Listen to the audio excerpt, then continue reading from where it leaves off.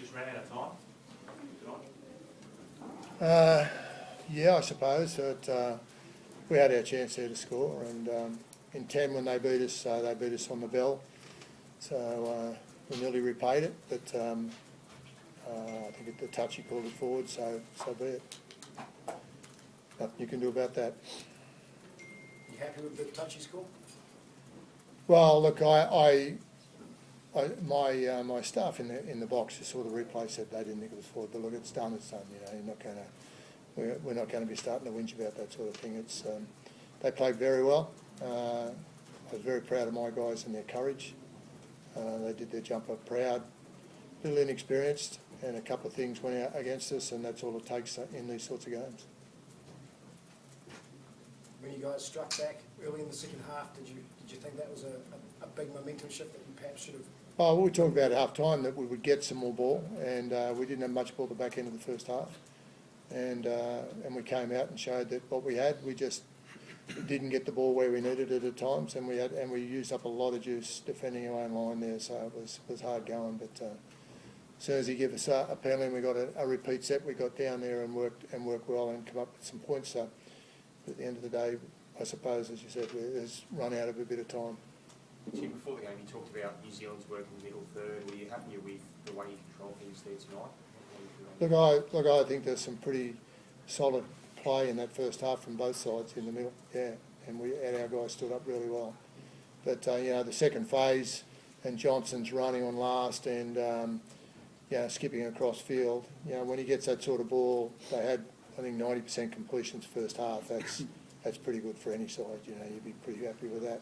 We were 70, and that's usually good enough to get through a first half. But yeah, I know he had spiders on him tonight, boy, and he played really well. So behind a lot of second phase. Tim, did you speak at halftime about shutting Johnson down? Yeah, we did, but it's a matter of being able to achieve it. As I say, he's on the second phase play in particular. You know, our defence is retreating, and he's getting ball late and room to move. You know, it's easy to sit there and say, well, why don't you tackle him? You get out there and see if you can. You know, he's moving pretty quick, and he had go forward. They had momentum. But again, I say again, I'm pretty happy.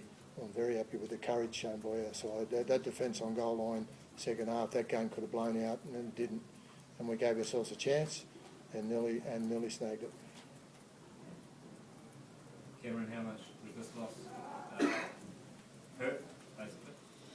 Yeah, well, everyone's very disappointed. It's been a pretty solid campaign.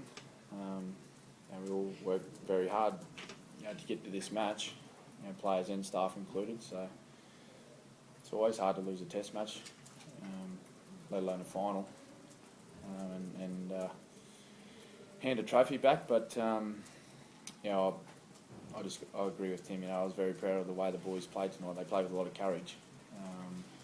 You know, there was a point in that game where we were put under enormous pressure by the Kiwis. We were camped in our own line. It could have gone a blowout like that first, similar to that first match. But we spoke about our resolve on our own try line, and the boys stood up. You know, I thought the old heads in the team, they really put their hand up tonight. We had to. You know, we were asked to by the coaches to do that, to lead the team. And you know, a couple of the young guys, they learned a huge lesson tonight. They were particularly upset, the young fellas tonight. It's the first sort of heavy loss that they've felt at this level. It's not easy to take, but the good thing is that, you know, there's a few of them there that they showed a lot of promise throughout the whole tournament, and hopefully those guys get another opportunity in the future. What was the difference, Cam? Was it Sean Johnson's running game that proved the difference between the two sides? Yeah, well, he set up a couple, didn't he? And he scored one himself. That and what Tim said in the first half, they had a lot of second phase play, which pulled our defensive line apart. It's hard to handle a Kiwi pack when they're going forward, and then secondly when they're throwing the ball out the back and they've got more people coming forward at you. It's pretty hard to stop. And then obviously Johnson works really well off the back of that. He played great tonight. But that was probably it. Apart from that, I thought, you know, when they were running the ball through the middle, I thought we handled them quite well. You know, we defended strongly through our middle. We knew we had to. It was a challenge put to us after the first match because we let our team down in the middle. But I thought we did a really good job. The ruck to keep the side in the game and give ourselves an opportunity to be there in the end. Cameron, what does this mean for international league? Are we going to see more competitive games between Australia and New Zealand from now on? Is this the start of a new era? I think they've been fairly close in recent years. I don't think there's been too many blowouts. I know we sort of got lucky. Well, we didn't get lucky, but the World Cup final score blew out a bit. But I've never walked off a field against the Kiwis, and when we've won, and thought, well, that was pretty easy. It's always a pretty hard-fought win. But not only the New Zealand Australian side, the whole tournament it's the most competitive tournament I've been involved in, I believe. We only beat England by 4 points. New Zealand beat Samoa by, was it 4 points or 2 points? New Zealand beat England by 4 points or 2 points. It's great to see the international game so strong. Samoa were very, very good in this tournament. England are getting better every year. Their depth is a lot stronger now. They got plenty of great players to pick from, and so it's not only just Australia and New Zealand vying for trophies anymore. It's you can throw a few more countries in there, which is great for our game. Cam, with so many guys out, can you talk about the job Tim did in melding this group together, and would you love to see Tim go on? I know Tim would love to do it, but Yeah. Well, he's going to pick me. I'll keep him as coach. I've spoken during the week about Sheens and the role he's played with us, since 2009, and he's done a great job with the team. He's won every trophy that you can win at international level, and he's only lost a few games as coach, so it's a pretty fair record. I don't think there's no other international coach in the game that's got the same record. So if he feels he can still contribute to the team and he wants to, then I'd love to see him going.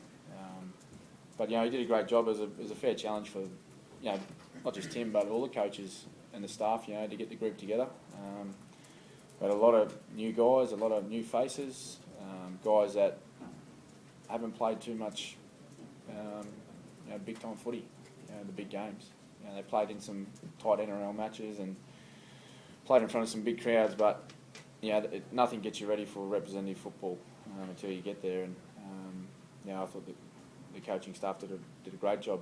We come together very quickly. I was actually surprised. I made the comment after the first game, and although we lost, I was really impressed with how the young guys joined the group so fast. Tim, despite the loss, you've obviously blooded a lot of rookies, and that can only be a good thing moving forward for Australian Rugby League in terms of broadening the player pool who have enjoyed these experiences like that. Yeah, it certainly broadens it, there's no doubt. Obviously there'll be, for the test match, in the Anzac Test match next year, there'll be a lot more players available. Usually at the start of the year there are always more available. In fact, generally there are more than you need because you only pick the 18. But those kids now, with a good start to next season, they'll have aims to make that side, if not that side, the State of Origin sides. And so I think rep footy for us is only one game next year at this stage, as far as I know. So, but as I said, those kids, or Cam said as well, those kids, there's an element of that, those young players, if they start next season well and keep going, that's the challenge now, is to come through this and come out of it next year and push for State of Origin, which is technically two Australian sides playing against one another. If they can make that, then they'll kick back again. If they don't, they could, it may take a little longer for some of them. Hopefully all of them will be back. It's up to them, really. Okay. Thank you. Thank you.